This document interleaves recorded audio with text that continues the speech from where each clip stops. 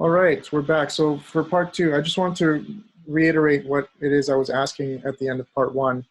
And this really drives the whole thing home.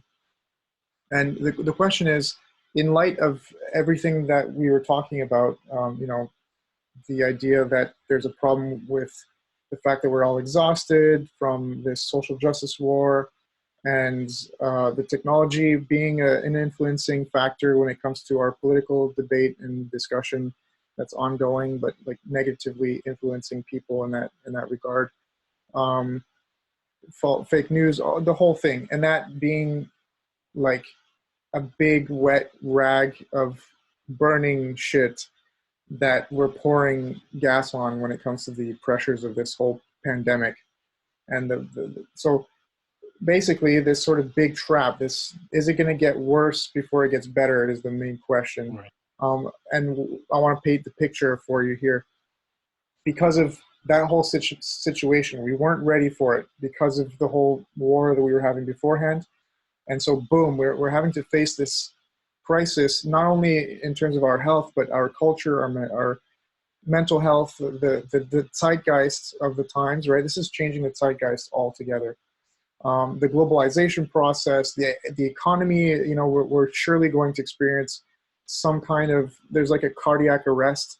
That guy, forget what his name is already, but Dali, I sent you, Dalio from Ray Dalio. Yeah, Ray Dalio. He said it's more like or was it the CNN reporter? Anyway, there's like an arrest of the economy, and this might lead to depression. So we can sort of look into what the world's going to look like, in the sense that, yeah, sure, people will probably not be so, I would say, warm anymore. People would be more distant. There's going to be more, maybe some people think there's going to be more xenophobia, homophobia, especially towards the Asians, and there's going to be like tensions politically and economically, especially since, people had been fighting for masks and that kind of stuff. So I just want to try to paint a picture here, or I'd like to ask you to paint your picture of what you think. How is it going to get worse before it gets better? And then what the world would look like once we do get better, and how, if would it get better? Well, chances are it's going to get a lot worse before it gets better, unless there are some very, very specific motions in like a high up government. So on a military level, if there's like kind of a military coup, and I'm not just talking about one government, I'm talking about on the global scale, because right now all the governments are kind of tied together on an economic level, especially with the major corporations. I don't know how you could call it, like the global tech conglomerate or whatever we are now. It's very possible that there are groups who are very powerful, say in a military or a few military groups that are moving towards controlling the situation before it gets too bad. And the thing is that we don't know if that means controlling it in the sense of instilling more control on the people, or controlling it in the sense of controlling the way this is all managed. So look, those are the unknowns. Those are possibilities, but not accounting for that, chances are things are going to get a lot worse before they get better, in the sense that supply chains, because a lot of countries' supply chains have gotten very weak.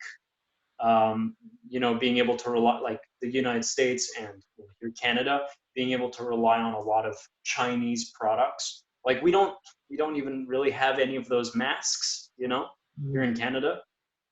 We were getting them mostly from China, and China stopped sending them over. So we've been scrambling to start up a factory to do that for ourselves. Well, that's even more pressure on the economy, right? That money has to go into setting up these factories. This can't go on for much longer before things start to collapse. Businesses fail. People start getting pressured. We run into food Shortages. What's the word? Shortage. Jesus, Mm-hmm. brain fart there. But yeah, it seems to me that a lot of people are waking up pretty quickly. Thing is that waking up, if when you're when you wake up out of catatonic state in the middle of a war zone, you don't really know what the fuck to do. It's great that people are waking up, but Waking up what to are they going what? to do? Yeah. Yeah, So and they're confused when, in a lot of cases, when they're waking up. They're suddenly, some people are going like, okay, well, Trump's going to save the economy because of QAnon, maybe, but like, or like on the other side, oh, it's mandatory vaccine from Bill Gates for everyone, even though we don't have one developed yet. People are thrashing.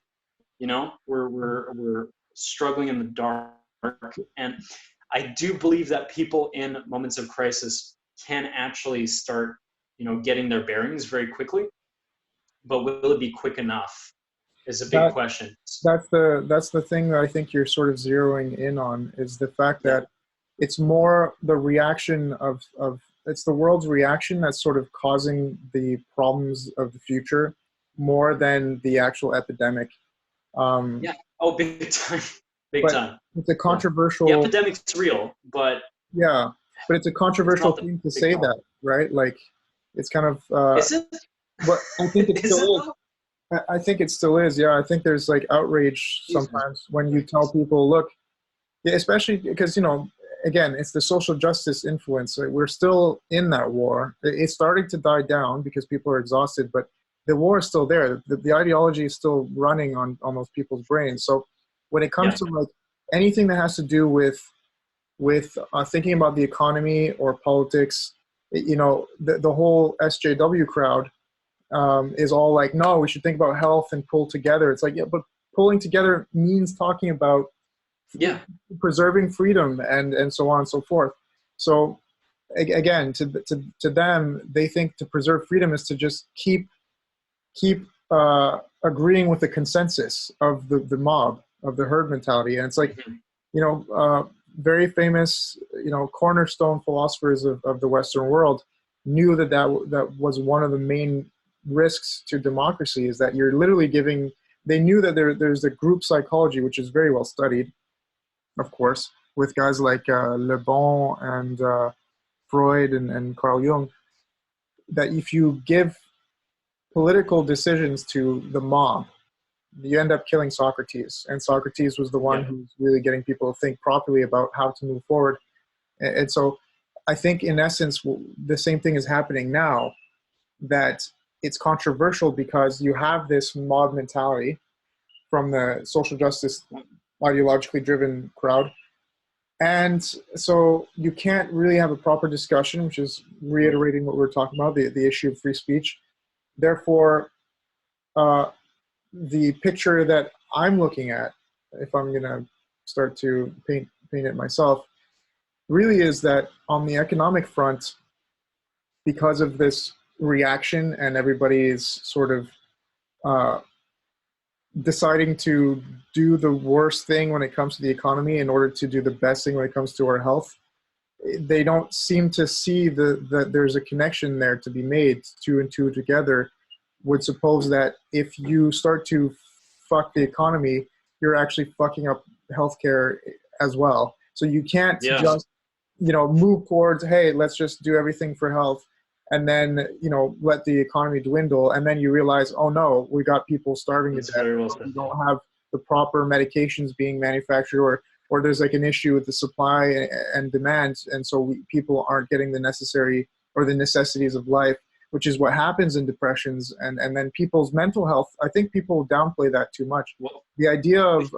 suicides based on not just like, oh, I lost my business, I'm going to off myself, but to some, I mean, that's a good reason enough. And then they pour their heart, sweat, and equity in it for like 20, 30, 40 years. All of a sudden they have to like stand in lines for food stamps. And maybe when the economy reboots to do some job, they have no idea of what to do. And so their entire lives change. That's reason enough that people end up looking at that gun and deciding that the lead pill is the best way to go. So, there's all, to me, I think, politically speaking, economically speaking, those influence the culture.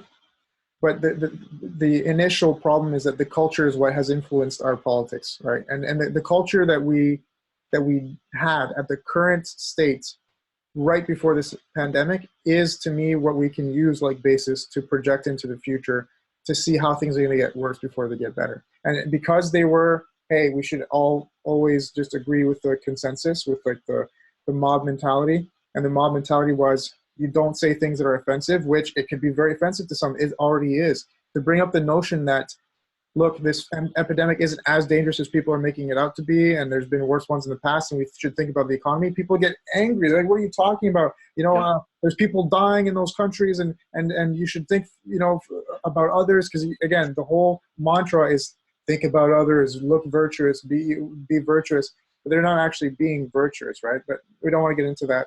The point is, you can't rationally think about these things in public. And that's the problem. Because, again, I'm not trying to make the case that, look, the epidemic doesn't mean anything, it's not dangerous. I think it's clearly dangerous. We haven't had an epidemic like this in over 60 years that's so infectious and actually does cause deaths pretty quickly. However, again, I think we need to start to bridge that gap. So is it going to get worse? Yes. How is it going to get worse?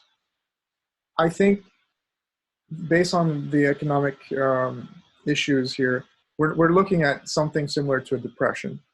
However, this is like a global, we've never had a global economy to this scale before, right? This is new. And for it to have just completely ground to a halt at once. So it's not really, it's like, from what one of the guys that I was listening to said, it's probably worse than depression. And we don't know the implications, but it could be worse, right? Because it's never happened before, and the entire world economy stopped. So it's definitely. Well, this is actually very counterproductive, because if the economy gets fucked up, then we're overburdening the healthcare system. We won't be able to produce like enough respirators, for example, or enough equipment. And the thing is that it's pretty much unavoidable that almost everyone gets this fucking virus before any vaccine comes along. Like, that's like, it's not the genie's not going back in the bottle, so to speak. Yeah. Well, I don't know about that. It has to spread. I think it depends. No. That's the whole. Do you really think that it, like, at the rate it's spreading, do you really think that we can slow it down and stop it within the next 12 to 18? Well, actually, so it doesn't affect everyone within the next 12 to 18 months, which is the expected timeline for vaccine. Yeah. No, I think, to begin with, we're looking at that problem. That's the issue, is how do we mitigate it? The more we quarantine, the slower, or the faster, I should say, we're getting through it, and the more we're securing ourselves from actually having it spread to most of the population.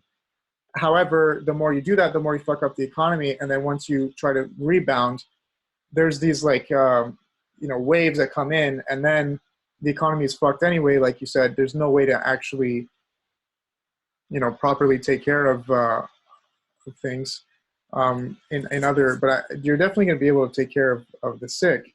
But at that point, when the waves start coming in again, and you overwhelm the system, and the system is already low from the economy crashing. Yeah, so it's like this domino effect, definitely. However, that's the debate we need to have.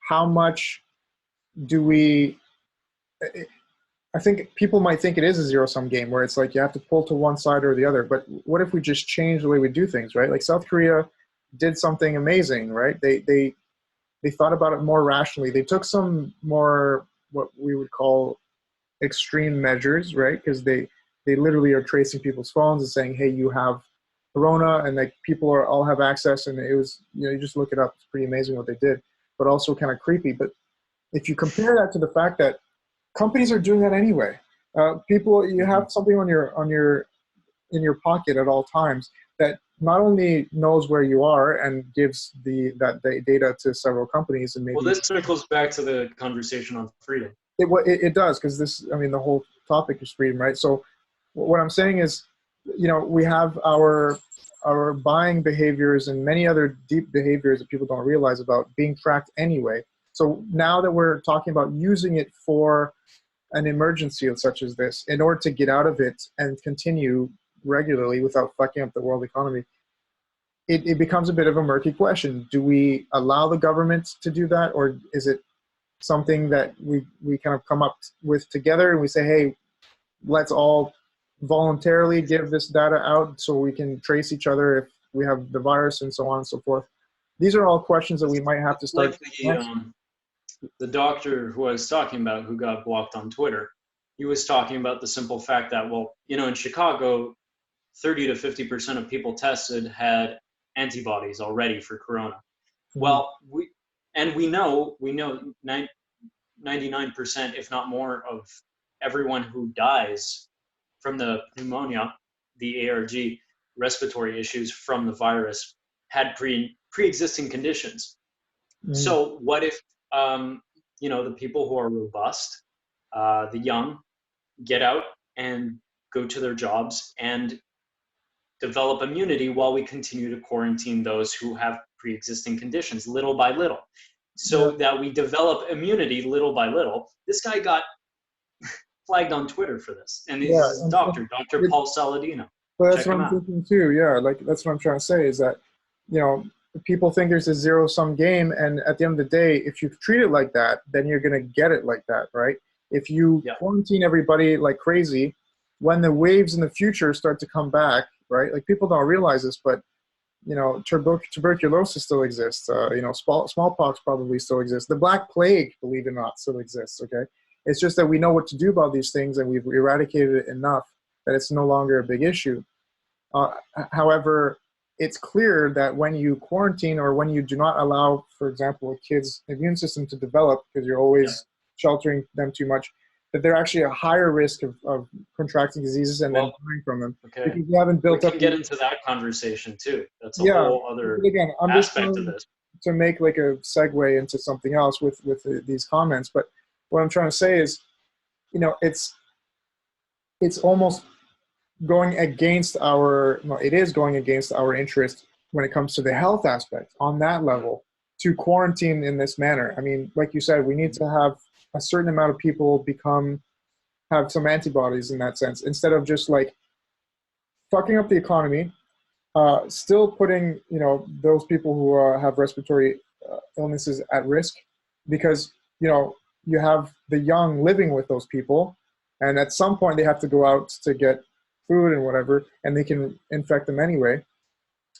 And then after the economy crashes and the quarantine is done and we're trying to go back to a normal life, when the second, third, fourth waves hit, again, it's a whole thing, right? Because the infectious nature of this disease is what's dangerous, is the fact that it mutates different strains and very quickly, and it's infectious like crazy. So that's the real problem, not whether it can actually kill healthy people or that it kills people. The thing is that it doesn't kill healthy people. It was advertised briefly as that, but the person was severely obese. And that's what I'm saying. So it's not that. It's not those things. If it were those things, it would be a different issue. Then we could quarantine in this way, even if at the cost of the economy, because we have no choice. There'd be no economy if there's no people, right? But it's not that scenario. We're talking about 3 or 4 months into this pandemic now, and we're at less than 2 million, but we're about to hit 2 million people. On the larger scale of things, that's not that big. It's not that much. The danger, however, is that it could be a lot, and that's why it's so complicated to talk about these things. However, again, how do you translate that complex situation into the freedom of the future? Let's say 50 years from now and it's all blown over and we've survived it somehow. I mean, I don't think, again, it's going to be like a zombie apocalypse. We're going to survive this for sure. But once we've survived it, what world will we be living in? And I think if it takes the nature of what this is, of this issue, it's not like a war, right? Like a war that breaks out, it's over and then it changes the political landscape a little bit, and that's it. We move forward, and history is history. But when it comes to the idea that, hey, from now on, pandemics are an issue, we need to shape our global culture and politics around this, then you're really looking into a real Orwellian world all over the world, right? Not just Well, that depends how we approach that. well, that's what I'm saying. So Yeah. how do we approach it, right? So that we can actually, and the way we can approach it to understand it is, to me, you have to see, okay, where does this road lead, right? We're looking at countries like Hungary, excuse me, who's like starting to implement these indeterminate laws, right? And we're like, we need to be able to have control because next time we need to be quick and all this kind of shit. It just takes that one fear spread across the public to say, we have another epidemic on our hands. We don't know the nature of its infectious scale and all this kind of stuff. We need to implement these laws. I mean, you can easily be tyrannical over society and then start to seep in that culture of, here's the you have people reporting each other. Yeah, well, exactly. That's a new norm now. People, it's like a thing. You can actually report each other. But that doesn't stop, just because the epidemic stops, it doesn't stop the culture. If people think that and feel as though they can just report each other for everything, then you have a police state, right? And the police is being done by the people, which is way more scary than just actual police enforcing things. So, I was in the the more you give power to these institutions, the more you legitimize them abusing it. Well, the more you give power really, to the institutions, the more that you allow them to shape the culture, which in turn allows the more power to the institutions. And it's this scale, or this cycle, I should say, that kind of keeps on going. And then you end up. What kind of people do you think that attracts? What? What kind of people do you think that attracts that kind of a system I mean, into positions of power? Yeah, power. It's a power vacuum that happens when these things happen. Depressions, pandemics, wars. A lot of people have power and money to be gained from it, right? So it's understanding how would they be able to gain from it, and what are the effects of them trying to gain that power. It's a whole other ball game, because we're talking about the global scale here, and it's like World War II was the defining moment to start a global culture, whereas now it's like, okay, we're going through the first breakup, if you will, and it'll either end in the boyfriend killing the girlfriend, or the girlfriend sending him to jail through false allegations of rape. You know what I mean? So, yep. And now you can just report someone for having corona. Exactly. So it's kind of crazy. People abuse that shit. I don't care how much you think that we're in, I don't know, it's 2020. People don't do that bullshit. I know, look, I don't think we're pretending to be the canaries in the coal mine here. It's not the issue at all. I'm just thinking, not at all. Because this leads me to start stating that I really believe that this has been an issue that's been happening before this whole pandemic thing. It's been happening for a long time. I was listening to Lindsay Shepard's video about the coronavirus. She posted it yesterday or today. For those who don't know, Lindsay Shepard was, she's like a free speech advocate, because she got booted out of the university for just presenting the opposite side of an argument, basically. And it went against the social justice, I would say, what's the word I'm looking for? Not ideology, but the quota or something like that. Okay, I just want to pause here and say, Yeah. you guys realize why we have a problem with that level of social justice zealousness, right? Someone presented an opposing view without necessarily saying this is right or wrong, and they were kicked out of the university. That's right. Exactly. Yeah, it was just a, here's the thing. He literally just presented Jordan Peterson's, right. Here's what's going on. There's transgenders who are trying to get free right, like where they want to get this bill passed because of anti-discriminatory bill, right? And here's the opposite side of the argument. There's a professor who's saying that the bill is dangerous because it compels speech, right? And I don't even think, I'm not sure, but even if she had mentioned, well, look, the professor doesn't care about, it's not like he doesn't want anti-discrimination for this community. It's that he doesn't like what's inside the bill. Of course, he doesn't want discrimination, but he wants no compelling of speech either. So anyway, she got kicked out. She got fired for that. And she has this video that she put out today wherein she's talking about freedom and stuff like that. People getting fined for hanging out at the park. Like this, apparently this guy in Ontario with his family, two or three, I think he had 2 kids, and they're just rollerblading in an empty parking lot. He got fucking fined, like crazy shit. My mother got followed by the cops last night. You know? What the? Yeah. She dropped off my sister, I think, or something like that, at Dude, it home. sounds worse there than here. Yeah, no, dude, we have the RCMP, and for a city this size, the RCMP is like, I guess Moncton is a pretty, I don't know, let's just say it might need it because there's lots of crime here anyway. But the point is, there's, I was listening to her, and what was it that she said?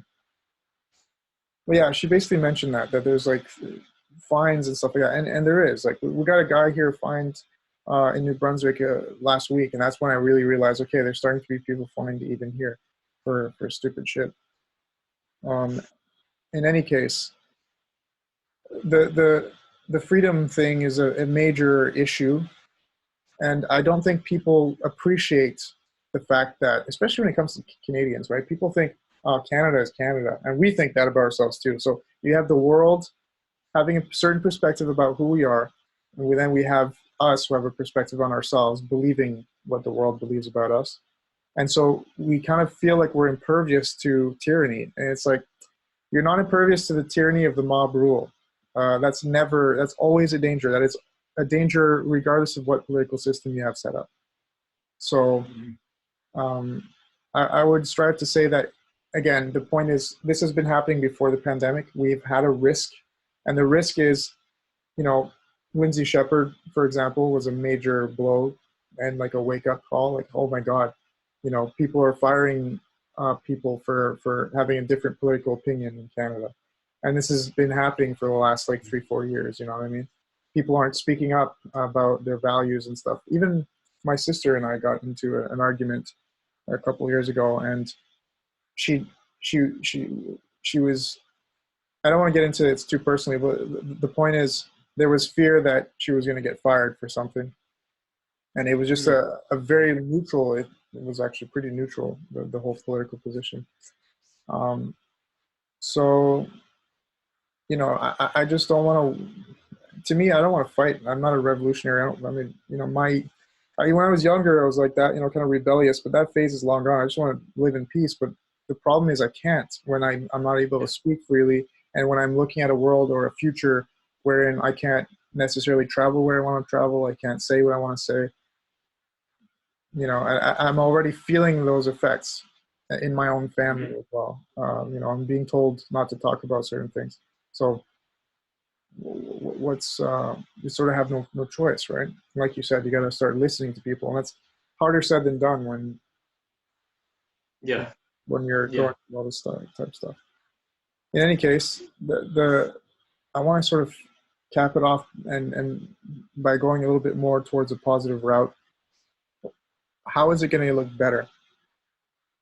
Well, there's a lot more awareness now that people are developing that, they can't rely on some major multinational company anymore to bring them the fucking Coca-Cola they like, or whatever it is. Mm-hmm. Do you have any good examples? The brand of chips that they want, no longer on the shelves. And little by little, people are starting to think, hey, like, maybe we do need a bit more independence. Maybe we need to feel a little bit more strong. I think that people are tired of feeling weak and confused and like they have to listen to some expert all the time, whoever is presented to them, because those opinions aren't working anymore. Our medical system has been failing for years. like miserably. Hmm. Our economics. I mean, do we have to accept this? Is the big question. Yeah, Because we've well, been told this is just the way things are, but right, for a long time, the and we've been skepticism, accepting that, the haven't we? skepticism, it's a good thing to a degree, like you said, because you want to build We this can't go too independent, far. and you want some strength. But again, if the skepticism is completely eradicating institutional authority as well, then when it comes to epidemics like this, you don't know who to trust, and then people are doing whatever it is, and then it causes this kind of like issue that we're talking about, which is, you know, the government having to step in and just taking control and saying whatever it wants to say, and whatever, and that's a bad thing. So you need to strike a sort of a balance, right? If people are strong and they have more stronger communities where they're, they're kind of involved and they know people and they have people they trust, like there's a big difference between an expert at the university that is, maybe halfway across town from you, that you've seen once in a while or you've heard of in the news regularly about, or maybe even you know them, versus someone who is from the WHO, the World Health Organization, some uh, global institution that says we know what's best for everybody. You see Yeah. what I mean? That's a big difference. That's a Uh, huge difference. it is, but again, the nature of this pandemic is that it is an issue, a global issue, and so the expert in the neighborhood doesn't know Going what's with it. going on, right? There are experts in the neighborhood. There's McGill University right here. What I'm There's saying is they don't necessarily virology. know what's going on the world stage, do they? Yeah, of course, but that doesn't matter. We need to know what's going on here first. Yeah, yeah. That's the only way you can deal with it. Otherwise, you have a blanket approach for everybody, and it doesn't work the same way everywhere. I see. Yeah, that's a good point. But definitely, I want to highlight the fact that, like you said, a good positive thing would be that people are more independent, and they start to say, okay, this clearly doesn't work anymore. I can't just follow what the government says or what the mob mentality consensus says. I need to start thinking for myself here. So again, that causes an issue because then people are more, just free for all. It's just, you take what you can and, you just fight for your shit. But I think a little bit of that was needed to break up the herd mentality. That's why it's going to get worse before it's going to get better. But the effects Exactly.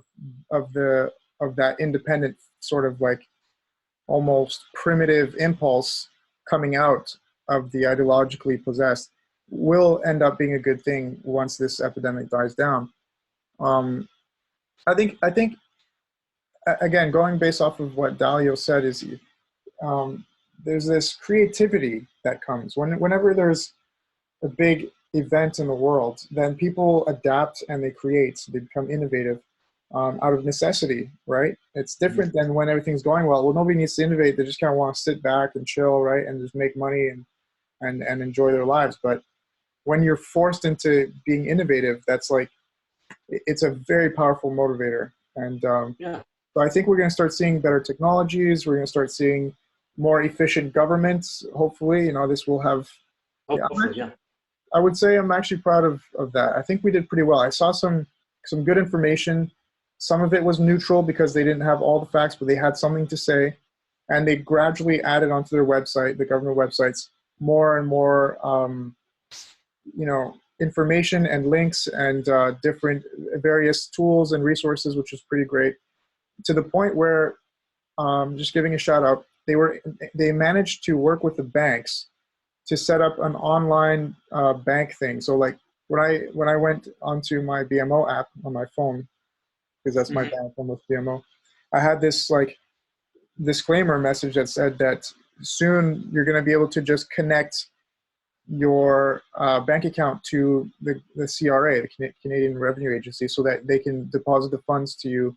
So it's like you didn't have to do anything but just put in your social insurance number and then boom, it gives you the emergency response benefits really fast. Like I think they did everything pretty damn fast. I didn't like the idea of giving my social insurance number and the Canadian Revenue Agency access to my fucking account because you know what I mean. I rather, but I realized I'm just gonna open another account, right? But in any case, they did that pretty quickly. That these kinds of systems, So Mhm. I think there's going to be more of that. The people are going to say we have to do more of that optimization when it comes to the bureaucracy of things. Because, like, in Quebec, dude, Montreal, you live there, and it's like after being there for 3 years, I couldn't fucking believe the amount of taxes that we paid and the amount of services that we get. Like the two were Yeah. way there's too much of a gap. So hopefully that'll get better afterwards.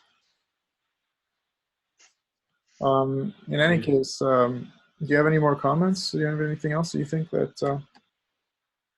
Um, well, I could get into like another 6.5 rants, but I'm okay. No, no, exactly. I want people to educate themselves ultimately. Mm, I think just question everything, figure things out for yourself. I think, in my personal opinion, the ultimate problem in the world is intellectual laziness. People, they go from one opinion to the other and they're totally convinced of it. Just sit in the unknown, mm, consider everything, consider a lot of different views, and start trying to figure out how you can become more independent for yourself and for your community. That's all I'm going to say. yeah, yeah. That's the main thing I want to be a proponent of because, like, again, I don't give much of a shit about other things. Like, I want to be able to move around freely, and I'm to the point where I'm just going to move to the countries where I can get what I need. Right. That's what I've been doing. I needed some amount of being able to respect bureaucracy. So I was like, okay, what better place to go than Germany? But then that got old quick. So I just want to relax in a country that's more like you do what you want, man. Just don't kill. That's what And everyone wants ultimately. yeah, but dude, I've lived in those countries. Like, here's But the thing: it's funny. when I was 20, I went to the Middle East. I lived in Jordan, right? And the funny thing is that there you don't have freedom of speech. You don't. I was at a party and I was just asking this dude if he had some weed, and he's like, everybody looked at each other like, oh my god, because we were in a room with lots of people, and they're all young and like we were friends and stuff, but we didn't know each other that well, and he didn't want like people were kind of nervous because you don't know who's gonna say what to the police because that's the way it works there. It's just like you Yeah, get a bribe, you can, what I mean. You could just the police bribe you for information in that sense. So everybody's kind of like, and I would also just for fun, I would say something about the king. I was gonna say something positive, but I like to say it in this manner, like kind of angry, just to scare my friends. I'd be like, "Hey, King Abdullah, I kind of," and then he's just like, kind of nervous because he's like, "Yeah, you shouldn't say anything about the yeah. king, like shut the fuck up." And I would say, I really like his policies, like he's got a gorgeous family, and and he'd be like, "Oh, you know," so in that sense, you don't have freedom of speech, but if I want to say anything else that has nothing to do with the politics or religion, because obviously I can't say anything about you know Islam in a country like that in a negative way, but Mhm. I could literally say anything else, and I felt free in that sense. And the kind of freedom that I needed to enjoy at that age was fuck fuck you. I'm not going to wear my seatbelt. They don't give a shit whether you wear a seatbelt. There's no speed limit per se, really. You go out and you shoot your gun. You don't need a license for that. You just go out in the hills and you just target practice. It's a lot more free, a lot less bureaucracy, a lot less. You know what I mean? And so I We have needed a lot of other problems though. exactly. We have different problems, but the problems that they were dealing with, I could live with. So that's why now I kind of just shift to where I need to go at the time that I need to do it. It sucks usually for most people because people are more sedimentary. They have their little lives set up around one area, whereas I'm Sedentary, not sedimentary. sorry. Just yeah, What's the word? sedentary. Sedentary. Yeah, that's my Yeah, French popping out. Sedimentary. Uh, in any case, so like yeah. freedom is to a degree a relative thing, right? I mean, free to do what? You know what I mean? Like Yes, people who are more that's socialist are like, well, free something else. from having to do certain things, and the people on the right who are like, well, free from having to respect certain guidelines. You gotta find a comfortable middle somewhere in each society. But at the end of the day, I prefer dealing with conservative, even religiously conservative countries, as long as I have the ability to fucking enjoy my life without having to do bureaucratic shit and whatever. Hmm. Yeah. So, Um, well, it's funny how ultimately everyone wants everyone to be able to do what they want to do, mm, but some people think that it's a good idea to try to have the government make sure that everyone can do that. exactly. Yeah. It's kind The- of weird. In It's, philosophy, they call that paternalism versus the harm principle. You know, hmm, like the idea that you should have a paternal type system where the government chooses what's good for the individual, yeah. uh, versus, you know, the harm principle, which is that the government should only intervene insofar as you're making sure that you're not harming other people. However, Hmm. even when, so I'm a proponent of the harm principle, obviously, or it should be obvious if it's not. However, the issue with our societies today, because here in the West, we had engendered that. We're like, okay, boom, the government shouldn't have any say about your personal individual freedom and health. It's just you choose that, right? However, I don't think people have realized that when it comes to following the harm principle, which is simply, okay, the government doesn't intervene unless what you do impacts someone else. Well, we've changed the definition of what impact and harm really Yeah. means. You know, if I can't call someone a fat fuck because he says, oh, that's gonna hurt me because I feel fat and I'm gonna go commit suicide and you're harming me. And it's like, well, I But you think, only said it with love. yeah, exactly. But well, you're harming my ability to have free speech. You know what I mean? Like it becomes like a, a an issue of definitions, and that's gone haywire because of all the Mhm. stuff we were talking about earlier. But yeah. So that's an interesting thing in philosophy, and I think people should know about it a little bit more, just to be aware of how to deal with the government, right? Like, Well, just like so much of it really comes down to, do we trust people overall to act well? And if we don't, that means we need a government. But the problem there is that the government's made of people. well, the thing is, yeah, but So you fundamentally trust people or you don't. exactly. It's like Nietzsche said, in a very big paraphrased, shitty way, but he said, like, the government, you know, the idea that the government is the people and of the people and for the people is the biggest Can lie. be. It But can be, but the thing is that it's not for the, long. he said that it's the biggest lie. I'm not saying that it is or it isn't, but to a degree, if you think about it, let's think about it for a second when it comes to that. If you have a certain amount of people who are representing the rest of the people, but they come with their own biases, they come with their own motivations and ambitions and so on and so forth. How much of it is a priority, one-to-one ratio, to take care of the people's interests?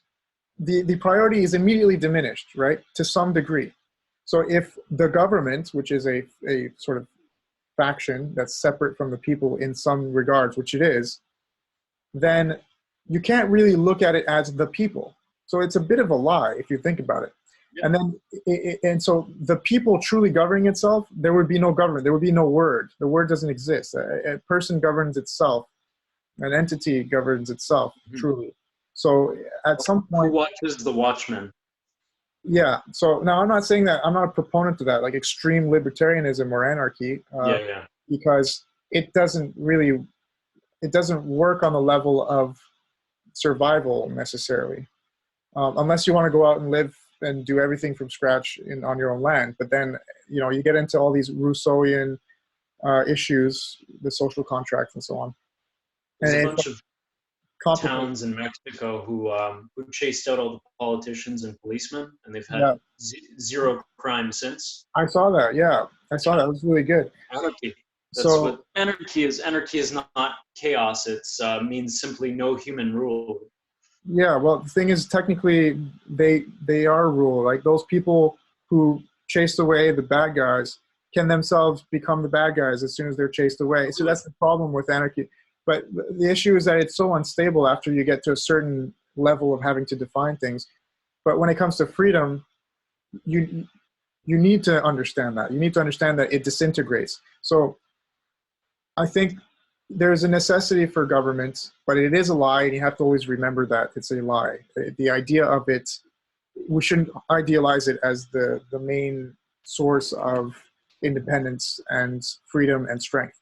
You know, it's like Peterson said, Originally, you can't mhm, make people safe. You can only make them strong. But how do you do yeah, that? The government is definitely not a I'm going to make you strong. It's more of a I'm going to make you safe, and that's not really conducive to liberty.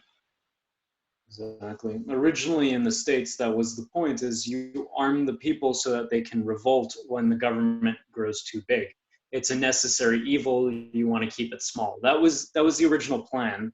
I mean, at least the way it was presented. I don't know if it was actually the case, but it makes sense to some degree. Is you give people enough power that if they start being abused by the government, which is necessary to a degree,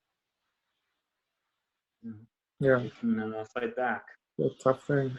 But I think the future, like we're going to start to see some good things in those regards. I think we're going to start to understand these concepts more, and that's the main thing we need to focus on, right? Like, oh, nice, people are starting to wake up to these facts, starting to understand that it's more complicated than just give it all to the government or, you know, Yeah. let the people rule for themselves.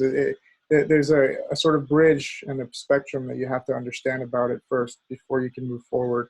And this kind of epidemic is the perfect thing to get us to understand that. So I'm optimistic in the long run. I'm just kind of gritting my teeth for the short term because we're going to see some shitty things happen there in the next few years. Yeah. In any case, I think this is a pretty good talk. So All right. I'm going to shut it off. Goodbye. Take care.